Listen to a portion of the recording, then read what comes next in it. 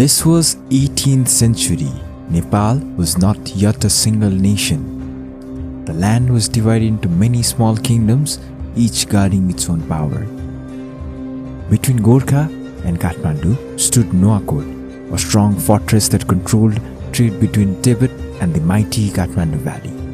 Whoever held Nuwakot controlled wealth, and whoever controlled wealth controlled power.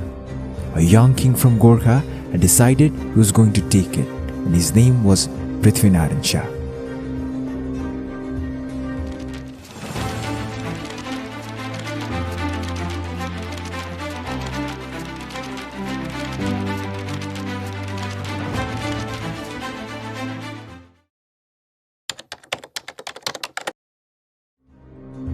Before 1744, he had already tried and failed. The hills were steep, the soldiers exposed, and the defenders were already ready. From higher ground, they simply waited and his attack could not break through.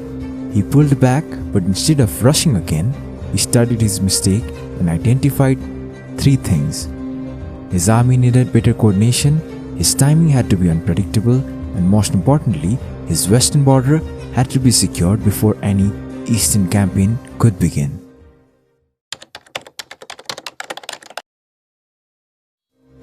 At that time, Lomjung was hostile to Gorkha. If Gorkha attacked Nuwakot while Lomjung remained a threat, Gorkha could be attacked from behind. Prince Udot Sen of Palpa warned him of something very important. Lomjung is the eagle, Gorkha is the snake, Nepal is the frog. Initially, avoid the eagle's gaze, then consume the frog. The snake cannot swallow the frog while the eagle watches. After the failed campaign, Prithvi Narayan Shah secured neutrality with Lomjung through diplomacy. Only then did he return to Nuwakot. This was not just politics, it was the foundation of the campaign. This time, Prithvi Narayan Shah chose patience over speed. During the rainy season, Gorkhali soldiers crossed near Khinchet and disguised themselves as farmers. They cut canals, they plowed fields, they acted ordinary, but they were gathering intelligence. They were watching every guard rotation, counting troop movements, identifying the weak points in fortress.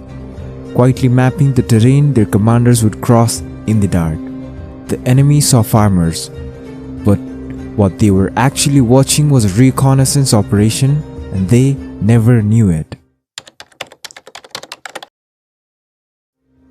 Then came the timing. The attack would happen in September during the monsoon season when war was least expected. More importantly, it would happen during Indra Jatra in Kantipur. The city was celebrating sending reinforcements to a distant fortress would be the last thing the court considered. Even more critical, the experienced commander Jainta Rana was absent. His son Sankhamani Rana was in charge. A leadership gap during wartime is dangerous. Prithvi Narayan Shah waited for this very moment. Trishuli River stood between Gorkha and Nuwakot. Crossing it openly would expose the army. Prithvi Narayan Shah found his answer through Jalua Mazi, leader of the local boatmen who knew the crossing better than anyone. In exchange for loyalty, he promised rewards.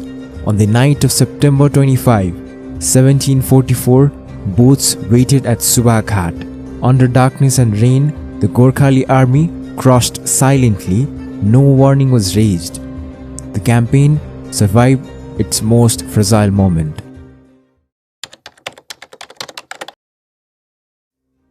Before the attack, the commanders built a sand model of Nuwakot, a physical replica of the fortress, its elevations, its routes.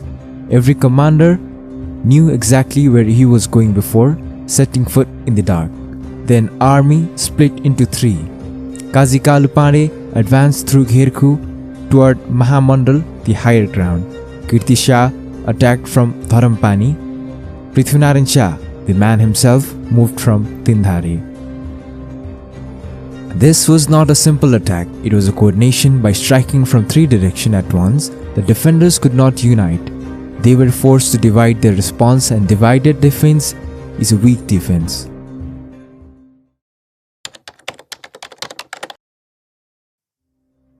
At dawn on September 26th, all three forces moved together. Inside the fortress, the shock was immediate. Messages failed, units could not identify the main attack. Soldiers meant to reinforce each other were frozen, waiting for orders that never came. And in the middle of the chaos, Prithvi Narayan Shah's forces had one clear objective: the commander. Shankhamani Rana, the son of Jayanta Rana, was engaged in close combat and killed. Tradition holds that Dalmardan Shah, Prithvi Narayan Shah's younger brother, still barely a teenager, struck the fatal blow.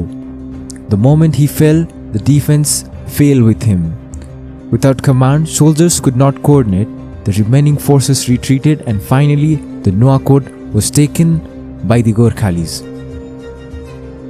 This was not a victory of numbers or brute force. Nuwakot fell because of everything that happened before the battle. A border secured, months of intelligence gathered, a moment chosen with precision, a river crossed in secret, 3 coordinated strike, and a single commander neutralized. The first campaign showed ambition, the second showed discipline, and with Nuwakot in Gorkhali hands, the path to the Kathmandu Valley had opened. And finally, the unification of Nepal had begun.